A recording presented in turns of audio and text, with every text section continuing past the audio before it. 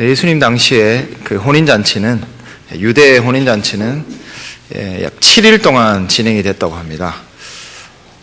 아무도 안 놀라시네요. 7일 동안 진행이 됐는데. 네.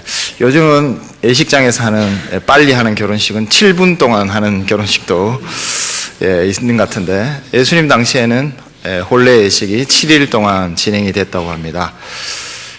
저도 이게 잘 실감이 안 났는데, 제가 네덜란드에서 유학하던 기간에 저를 지도해 주시는 교수님께 이런 이야기를 들었습니다.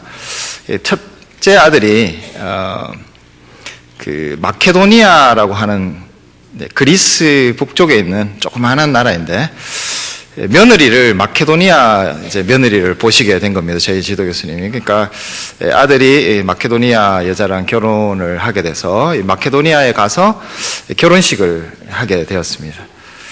갔다 오셨는데 굉장히 피곤해 보이시더라고요. 그래서 어떻게 결혼식이 됐냐 하니까 결혼식이 3박 4일 동안 하더라는 겁니다. 그래서 잠깐, 거기는 아직 이제 그리스 종교회이기 때문에 기독교, 그래서 예배당에 가서 잠깐 그 예식을 치른 뒤에 3박 4일 동안 계속 먹고 마시고 춤추고 이야기하고, 이게 3박 4일 동안 계속 되더라는 거예요. 그래서 아직도 참 이 예식이 이렇게 오랫동안 3박 4일 동안 마시고 춤추다가 지치면 또 앉아서 이야기하고 또 먹고 또 마시고 이렇게 3박 4일을 하고 나니까 굉장히 힘들다, 그렇게 이야기하시는 것을 들은 적이 있습니다. 예수님 당시에 혼인잔치도 모르긴 해도 약간의 그런 형태로 진행이 된 것 같습니다. 그런데 먹고 마시고 춤추고 이런 진행을 위해서 제일 중요한 것 중에 하나가 포도주겠죠. 근데 이상하게도 오늘 이 가나에서 일어난 이 혼인잔치에서는 이 포도주가 떨어지게 됩니다. 거기에 대한 어떤 설명은 없습니다. 왜 떨어졌는지. 그러나 한 가지 중요한 포인트는 있는데, 이 포도주를 혼인잔치에서 준비해야 되는 책임자가 누구인가 하는 문제는 굉장히 중요하게 이 본문에서 다루어지고 있습니다. 8절 말씀에서부터 보면 이 혼인 예식에서 연회장이라는 중요한 인물이 등장합니다. 그래서 8절, 9절, 10절 말씀에 계속해서 이 연회장을 중심으로 대화가 이루어지는데, 예수께서 물에서 포도주로 만드신 그것을 예수님께서 하인들에게 연회장에게 갖다 주라, 이렇게 먼저 말씀을 하셨습니다. 그래서 표면적으로 보면 이 혼인잔치, 7일 동안 진행되는 혼인잔치에 연회장이라는 사람이 포도주뿐만 아니라 다른 여러 가지 것들을 책임지고 공급해야 되는 사람으로 그렇게 나타납니다. 그러나 9절과 10절 말씀에 보면 연회장이 다른 어떤 사람을 다시 찾습니다. 누구를 찾느냐 하면 신랑을 부릅니다. 그래서 연회장이 신랑을 불러서 어떤 질문을 하는데, 그게 어떤 이야기냐면, 사람마다, 10절 말씀에 보면 사람마다 먼저 좋은 포도주를 내고 취한 후에 낮은 것을 내거늘 그대는 지금까지 좋은 포도주를 두었도다. 그래서 연회장의 이 대화, 신랑과 나누는 대화를 통해서 우리가 볼 수 있는 것은, 연회장은 여러 가지 필요한 것들을 공급하는 사람이긴 하지만 이 포도주를 최종적으로 책임지고 있는 사람은 연회장이 아니라 신랑이라는 것을 알 수 있습니다. 그래서 연회장도 어떻게 보면 신랑이 제공하고 공급하는 것을 그냥 알맞게 분배하는 정도의 역할을 했을 뿐이지, 정작 이 포도주를 책임지고 있는 사람은 신랑이라는 것입니다. 근데 이 가나에서 이루어진 혼인잔치에 이 신랑은 자기에게 주어진 책임을 다하지 못했습니다. 신랑이 포도주를 부족하지 않게 공급해야 하는데, 이유는 알 수 없지만 어쨌든 이 가나의 혼인잔치에서는 이 신랑이 자기의 역할을 다하지 못하는 것이죠. 이상하게도 이 역할을 대신하시는 분이 누구시냐? 그게 예수님이 되셨습니다. 그래서 이 가나의 혼인잔치가 표면적으로는 그냥 가나에서 있었던 한 평범한 혼인잔치로 기록이 되고 있지만 사도 요한은 이 본문을 통해서 가나에서 이루어진 혼인잔치에 사람 신랑은 자기의 역할, 자기의 책임을 다하지 못하는 것과 대조되게 예수님이 포도주를 대신 공급해 주시는 분으로 그려지고 있는 것입니다. 그래서 사실은 이 혼인잔치에 진짜 신랑은 누구시냐? 그건 그 사람이 신랑이 아니라 바로 이 포도주를 공급해 주시는 예수님이 참된 신랑이 되어 주신다라는 것을 사도 요한은 이 말씀을 통해서 드러내고자 하는 것입니다. 그렇기 때문에 예수님께서 지금 이 포도주가 떨어진 그 잔치 자리에 포도주를 공급하시는 분으로 자기를 보여주시는 것. 이것은 첫 번째로 예수님께서 이 혼인잔치를, 원래는 자기 혼인잔치가 아니시죠. 다른 사람이 있는, 신랑이 있는 그런 혼인잔치인데, 이 혼인잔치를 마치 자기가 신랑 되시는 자기의 혼인잔치인 것처럼 그렇게 만들어 가시는 장면을 요한은 우리에게 증거해 주고 있습니다. 저는 이 본문을 보면서 우리가 이 세상에 살아가면서 두 가지 종류의 신랑이 있다라는 생각을 해보게 됩니다. 이 세상에는 이 사람 신랑처럼 그런 존재들이 많이 있는 것 같아요. 그래서 이 세상에 살아가면서 우리가 너에게 이런 충분한 것을 공급해 주겠다. 또 어떤 필요한 것마다 그때마다 우리에게 뭔가를 채워줄 것처럼 그렇게 우리에게 약속을 하고 때로는 그것이 우리에게 주는 기쁨도 있고 즐거움도 있지만, 그러나 이 인간 신랑이 준비한 혼인 예식에서는 항상 이 포도주가 떨어진 거죠. 이 모습은 마치 우리가 세상이라는 그런 신랑을 보는 것 같습니다. 이 세상의 모든 것들은 보면 뭔가 처음에는 우리에게 그것이 의미 있는 것을 주고 행복을 주는 것 같고, 그게 우리에게 어떤 굉장히 삶에 필요한 것들을 제공해 주는 것 같지만 결국 그것은 다 떨어지고 마는 것이, 중간에 뭔가가 공급이 중단되어서 더 이상 우리를 채워줄 수 없는 그런 모습으로 이 사람 신랑은 우리에게 나타납니다. 저는 마치 이 신랑은 이 세상인 것 같아요. 그러나 그와 반대되는 이 혼인잔치의 진짜 신랑이신 예수님에게는 그런 식의 부족함이 없습니다. 예수님께서 이 포도주를 공급해 주실 때 이 모습이 상당히 자세하게 묘사되어 있는데, 6절 말씀에 보면 유대인의 정결 예식을 따라 2-3통 드는 돌 항아리 6 이렇게 묘사가 되고, 그리고 예수님께서 이 하인들에게 자 이제 혼인잔치가 이만큼 진행이 되었고 얼마 포도주가 안 필요한 것 같으니까 이 돌 항아리에 적당하게 절반만 채우고, 이렇게 말씀하시지 않고 예수님께서는 그 아기가 철철 넘치도록 물을 채우라고 말씀하십니다. 사실 이제까지 많이 이 혼인잔치가 진행이 됐기 때문에 우리 생각에는 크게 포도주가 많이 필요하겠나, 뭐 절반 정도만 혹은 뭐 4분의 1 정도만 채워도 이제 남은 연회를 다 진행하지 않겠나, 그런 생각이 들지만 이상하게도 예수님께서는 그 아기까지 철철 넘치도록 물을 채우러 가십니다.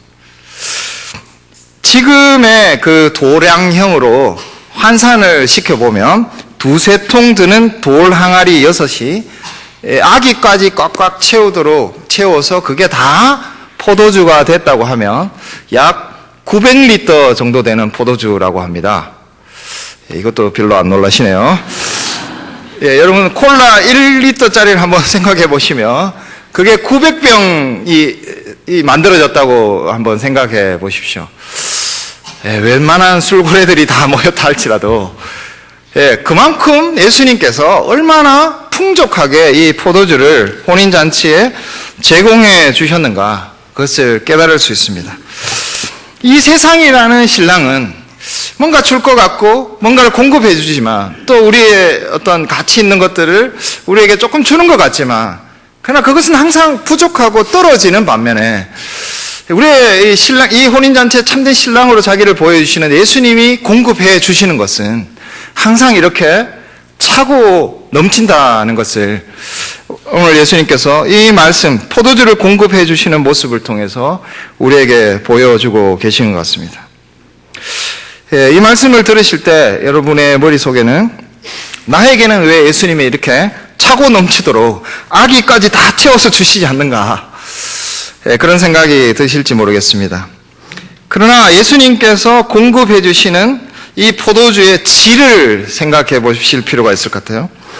예수님은 그냥 일반 신랑들이 주는 그런 정도의 포도주, 그런 것들과 비교할 수 없는 좋은 포도주를 주십니다. 이 세상이 줄 수 있는 것, 이 세상에 우리가 돈으로 살 수 있는 것, 이 세상에서 우리가 인맥을 동원해서 구할 수 있는 것, 그런 정도의 포도주를 주시는 것이 아니라 오늘 이 연회장이 신랑에게 묻고 있는 것처럼 말할 수 없는 높은 질을 가진, 이 세상의 그 어떤 곳에서도 구할 수 없는 그런 포도주를 주신다는 것입니다. 우리가 생각할 때 좋은 포도주와 예수님께서 좋은 것을, 좋은 포도주, 최고의 포도주로 주시는 이 좋은 것이 때로는 조금 충돌을 일으킬 수도 있다는 것이죠. 우리는 이것이 좋아서 이것을 예수님께서 막 아기까지 채워주시면 좋겠다, 그렇게 생각하는 것을 예수님께서는 때로 주시지 않고 예수님이 생각하시는 가장 좋은 것으로 우리에게 주실 때가 있다는 것입니다. 그래서 우리의 참 신랑 되신 예수님께서는 지금 많이 주실 뿐만 아니라, 차고 흘러 넘치도록 주실 뿐만 아니라 가장 좋은 것으로 주시는 그런 신랑이십니다. 예수님께서 공급해 주시는 이 포도주는 우리에게 가장 질이 높은 것으로, 우리에게 정말 우리 인생에 가장 필요한 것으로 우리에게 주신다는 것을 이것을 통해서 보여주고 있습니다. 제가 조금 더 이 부분을 예수님께서 우리에게 어떤 것을 주시는가, 그것을 조금 더 자세하게 살펴보기 위해서 욥기의 말씀을 한번 같이 살펴보기를 원합니다. 욥기 42장 5절 말씀입니다.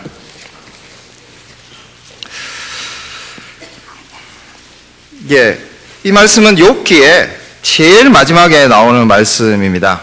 물론 제일 마지막 말씀은 욥기 42장 17절이지만 거의 마지막 부분에 해당하는 말씀입니다.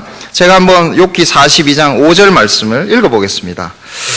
내가 주께 대하여 귀로 듣기만 하였사오나 이제는 눈으로 주를 배웁나이다. 이것이 욥기 말씀에서 하나님이 욥에게 주시는 최고의 선물입니다.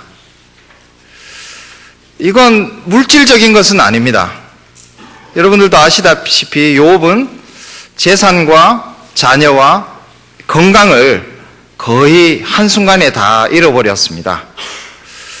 욥이 이 막바지에 욥기 42장 5절에서 하는 고백, 이 고백을 할 때는 욥에게 되돌려진 것이 아무것도 없는 순간입니다.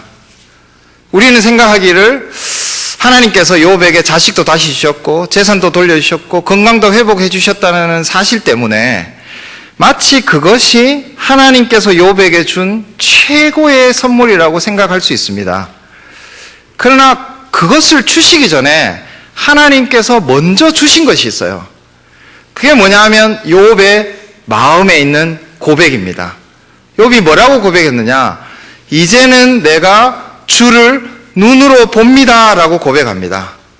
이게 욥에게 비록 지금 아직은 욥이 다 잃어버리고 건강을 잃어버려서 너무나 고통스러운 상황에서 한 고백이긴 합니다.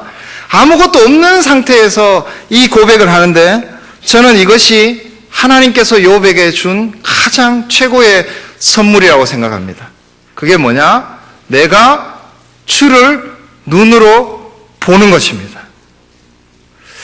이것만큼 하나님께서 우리에게 주실 수 있는 최고의 선물이 있을까요? 만약 욥의 마음속에 내가 이제 눈으로 주를 보고 있습니다, 이렇게 고백할 만큼 하나님에 대한 분명한 고백이 없는 상황에서 다시 건강을 회복하고 자녀가 있고 재산을 회복하게 되었을 때 그것이 자동적으로 욥에게 최고의 선물이 되었을까요? 저는 그렇지 않다고 생각합니다.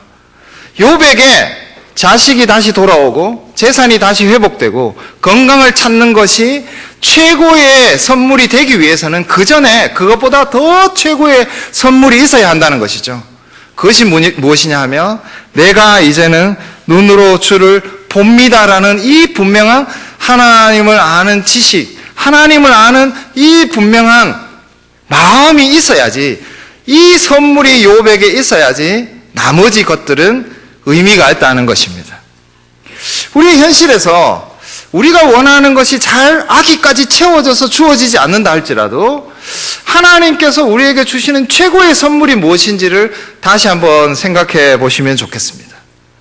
하나님께서 우리에게 주시는, 예수님께서 우리의 참된 신랑으로서 주시는 최고의 선물은, 최고의 포도주는, 최고 질 높은 이 포도주는 무엇인가? 그것은 예수님을 아는 것이죠. 예수님께 내 모든, 예수님만이 나의 최고 유일한 신랑이십니다. 그렇게 예수님께 나의 모든 것을 맡기는 이 지식, 그것을 예수님께서는 우리에게 선물로 주시고 계시고 그것이 너에게 최고의 포도주다라고 말씀하시고 계신 것 같습니다. 그렇다고 예수님께서 우리에게 일용할 양식을 주시지 않는가? 그렇지는 않습니다. 그러나 그 일용할 양식이 우리에게 의미 있는 것이 되기 위해서 우리에게는 더 질 높은 포도주, 최고의 질의 포도주가 필요하다는 것을 예수님께서는 우리에게 오늘 이 장면을 통해서, 가나의 혼인잔치의 장면을 통해서 보여주고 계시는 것입니다.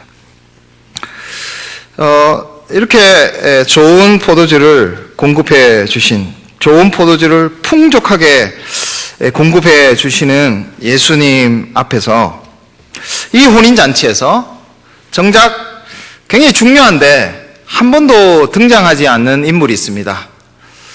그것은 신부라는 존재죠. 가나의 혼인잔치에서 한 번도 그 언급도 되지 않는 존재가 어떤 존재냐? 신부라는 존재입니다. 근데 정작 예수님이 신랑 되신 이 혼인잔치의 신부는 누구인가 하면 11절 말씀에 나옵니다. 11절 말씀에 이 첫 표적을 갈릴리 가나에서 행하여 그의 영광을 나타내심에 제자들이 그를 믿으니라.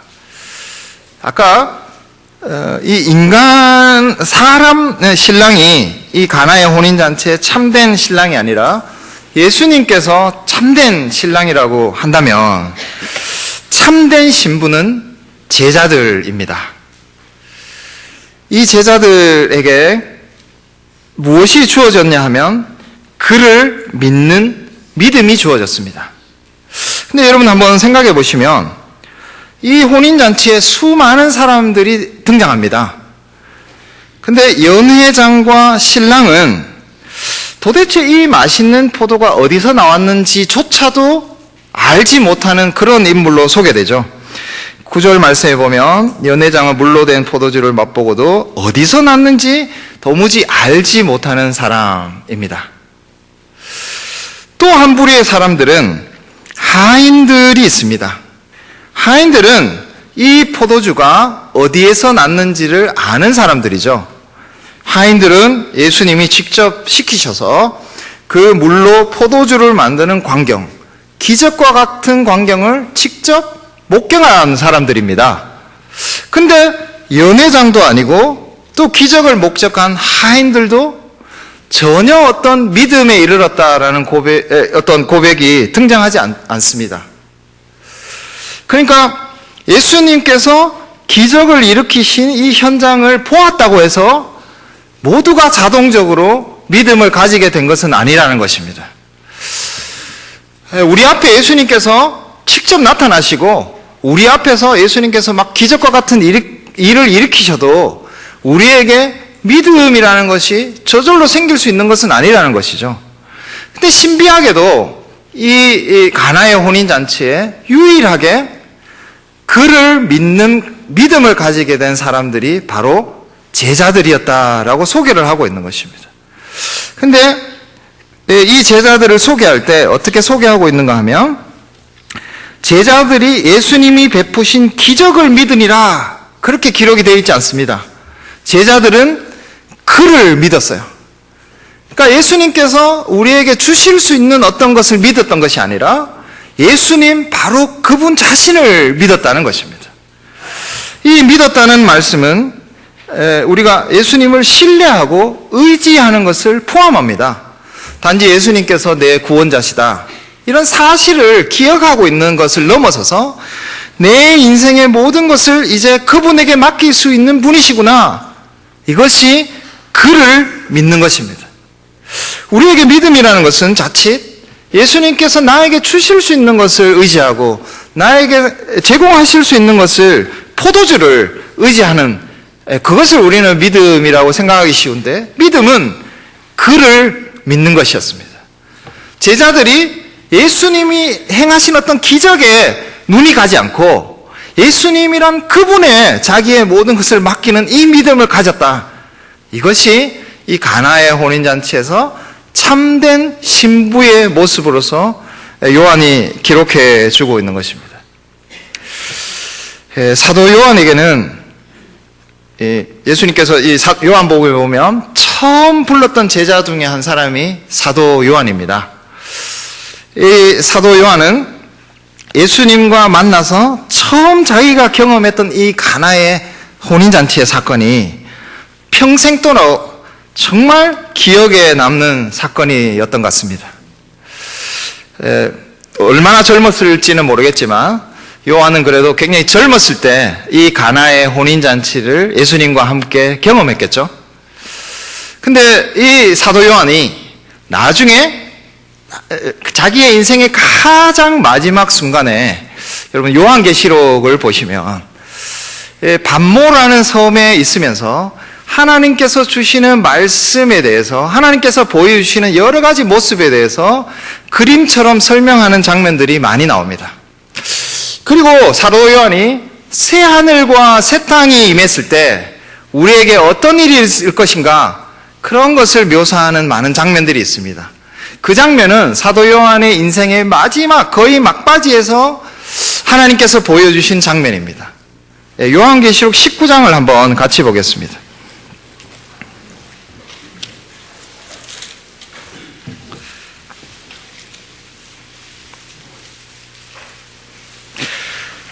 요한계시록 이 19장 말씀은 하나님께서 요한에게 지금 이 하늘의 모습이 어떤 것인가, 그것을 묘사해 주는 하나의 장면인데요. 6절, 7절, 8절 말씀을 이 사도 요한이 지금 하늘에 계신 하나님께서 어떻게 하고 계시느냐, 그것을 묘사하는 장면입니다.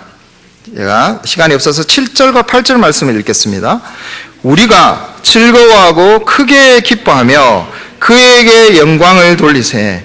어린 양의 혼인 기약이 이르렀고 그의 아내가 자신을 준비하였으므로 그에게 빛나고 깨끗한 세마포 옷을 입도록 허락하셨으니 이 세마포 옷은 성도들의 옳은 행실이로다. 사도 요한은 나이가 들었어도 이 가나의 혼인잔치 때의 일을 기억하고 있는 것입니다. 자, 지금 이 사도 요한이 살아가고 있는 그 반모섬의 모습, 세상의 모습이 아니라 성부, 성자, 성령 하나님께서 계시는 하늘의 모습이 어떤 것일까? 그것을 하나님께서 요한에게 보여주셨는데, 요한은 그것을 어떻게 묘사하고 있는가 하면 어린 양의 혼인 기약이 이르렀고 그의 아내가 자신을 준비하고 있는 모습, 이것이 우리가 맞이하게 될 천국의 모습이다라고 묘사하고 있습니다. 자, 이 묘사는 21장에도 다시 한번 나옵니다. 요한계시록 21장 2절 말씀. 제가 1절과 2절 말씀을 같이 보겠습니다. 또 내가 새 하늘과 새 땅을 보니 처음 하늘과 처음 땅이 없어졌고 바다도 다시 있지 않더라. 또 내가 보매 거룩한 성 새 예루살렘이 하나님께로부터 하늘에서 내려오니 그 준비한 것이 신부가 남편을 위하여 단장한 것 같더라. 이것은 새 하늘과 새 땅이 임했을 때, 우리에게 천국이 왔을 때 그 모습이 어떤 것일까? 그것도 역시 어린 양이 베푸시는 혼인잔치에 참여하는 신부의 모습을 그려주고 있습니다. 자, 19장과 21장은 두 가지의 모습을 동시에 보여주고 있는데, 사도 요한이 자신의 그 마지막 인생을 살아갈 때 지금 하늘에서 무슨 일이 벌어지고 있는가, 그것을 소망하면서 그린 장면이 어린 양의 혼인잔치가 있고 그것을 준비하는 신부의 모습으로 지금 하늘이 존재할 것이다 라는 것을 보여준 것 동시에, 새 하늘과 새 땅이 임할 때 우리의 마지막 천국의 경험에서도 그때도 어린 양의 혼인잔치에 우리가 신부의 모습으로 참여하는 그런 모습을 사도 요한이 자신의 인생의 이 마지막 순간에 밤모섬에서 그려내고 있습니다. 그만큼 이 사도 요한의 일생에서 처음 경험했던 예수님과의 경험, 이 가나에서 혼인잔치의 모습, 거기서 예수님이 자기가 참된 신랑이라는 것을 보여주시고 그를 믿는 제자들에게 너희들이 참된 신부다 그렇게 나타내 주셨던 이 장면을 사도 요한은 계속해서 자기 평생에 기억하면서 이 마지막 순간에도, 그리고 우리가 앞으로 가게 될 천국에서도 우리의 모습은 그 가나에서 이루어졌던 혼인잔치의 모습일 것이다 라고 묘사해 주고 있습니다. 마지막으로 우리가 생각해 볼 것은 신부의 모습입니다. 결혼식에 우리는 다 어린 양의 혼인잔치의 신부들입니다. 신부들은 굉장히 화려하기도 하고 아름답기도 하고 또 어떤 위엄을 나타내는 자태로 그렇게 혼인 예식에 참여하겠죠. 이 세상에 살면서 우리의 모습은, 신부로서의 우리의 모습이 어떠할까요? 우리의 어떤 그 자태, 어린 양 대신 그분의 신부로서의 우리의 모습은 어떤 것이 되어야 할까요? 신부에게서 기대되는 어떤 화려함이나 깨끗함이나 위엄이나, 실제적으로는 우리에게는 그런 모습으로 이 세상에 사는 것은 아닌 것 같습니다. 그렇다면 신부로서 이 세상에서 살아가는 우리가 정말 어린 양의 우리의 신랑 대신 예수 그리스도의 신부로서 실제로 어떤 모습이 참된 신부의 모습일까요? 그것은 외형적인 화려함이 아닌 것 같습니다. 우리가 갖춘 어떤 부유함이 어린 양, 신랑 대신 어린 양 앞에서 우리의 신부됨을 드러내는 것 같지는 않습니다. 이 요한계시록을 기록하던, 이 자기의 인생의 마지막을 걸어가던 사도 요한이 어디에서 이 요한계시록을 기록하는가? 그것은 밤모섬이라는 곳입니다. 내가 이제 주님을 위해서 많이 고생했으니까 내 여생을 좀 편안하게 살아야 되겠다. 그래서 제주도 같은 곳에 가서 사도 요한이 쉬면서 요한계시록을 기록한 것일까요? 사도 요한은 밤모섬이라는 곳에 유배를 갔습니다. 즐기기 위해서, 관광하기 위해서, 여생을 편안하게 보내기 위해서가 아니라는 것이죠. 이것을 압축적으로 보여주는 것이 요한계시록 1장 9절 말씀입니다. 요한계시록 1장 9절 말씀이 중요하기 때문에 제가 한번 이 말씀을 마지막으로 한번 찾도록 하겠습니다. 요한계시록 1장 9절 말씀. 이렇게 요한이 기록하고 있습니다. 나 요한은 너희 형제요, 예수의 환난과 나라와 참음에 동참하는 자라. 하나님의 말씀과 예수를 증언하였으므로 말미암아 밤모라 하는 섬에 있었더니. 여기서 두 가지를 주목해 보겠는데요. 왜 사도 요한이 밤모라는 섬에 있었는가? 유배를 갔습니다. 어떤 이유 때문에? 하나님의 말씀과 예수를 증언했다는 이유로. 자기의 평생 남은 여생을 마지막으로 어디에 바쳤기 때문에? 하나님의 말씀과 예수를 증언하는 일에 바쳤기 때문에 그냥 편안하게 살면은 당하지 않을 일을 이 밤모라는 섬에 유배감으로써 사도 요한이 당하고 있다는 것입니다. 그리고 사도 요한은 이 하나님의 말씀과 예수를 증언함으로써 반모섬에 갇히게 된 것이 예수의 환난과 나라와 참음에 동참하고 있는 것이라고 설명해 주고 있습니다. 우리가 신부를 떠올렸을 때 도무지 우리의 머릿속에 상상할 수 없는 모습입니다. 어린 양의 신부의 모습은, 어린 양의 신부가 갖춰야 되는 자태는 예수의 환난과 참음에 동참하는 삶입니다. 하나님의 말씀과 예수를 증언해야 됐기 때문에 이 땅에서 고난당하는 것이 어린 양 예수 그리스도의 신부된 사람의 자태요, 아름다움이요, 위엄이라는 것입니다. 예수님께서 우리에게 가장 좋은 포도주를 공급해 주시는데, 그것으로서 우리를 장식해 주시는데, 우리를 아름답게 해 주시는데, 그 아름다움은 무엇이냐? 우리가 당하는 고난이라는 것입니다. 하나님의 말씀 때문에 우리가 이 땅에서 당할 때, 이 땅에서 고난 당할 때, 그것이 신부의 아름다움이고 자존심입니다. 이 땅에서 우리가 예수 그리스도의 그 참음에, 인내하심에 끝까지 참고 견디는 그 삶을 살아갈 때, 그것이 신부가 가지는 위엄이라는 것입니다. 예수님께서 우리를 신부 삼으셨다라고 할 때, 그것은 단지 외형적으로 나타나는 풍요로움, 외형적으로 나타나는 아름다움, 그런 것에만 있는 것이 아니라 신부가 가지는 이 환난과 참음에 동참하는 삶입니다. 하나님의 말씀과 예수 그리스도를 증거하기 때문에 이 땅에서 우리가 많은 고난을 당해야 하는 것, 당하지 않아도 되는 많은 피해와 어려움과 손해를 감내해내는 것, 그것이 신부의 참다운 장식물이라는 것입니다. 오늘 예수님께서는 이 가나의 혼인잔치에서 내가 참된 너희의 신랑이고 내가 너에게 철철 넘치는 가장 질 좋은 포도주를 공급해 주시는 그런 분이시라는 것을 증거해 주셨습니다.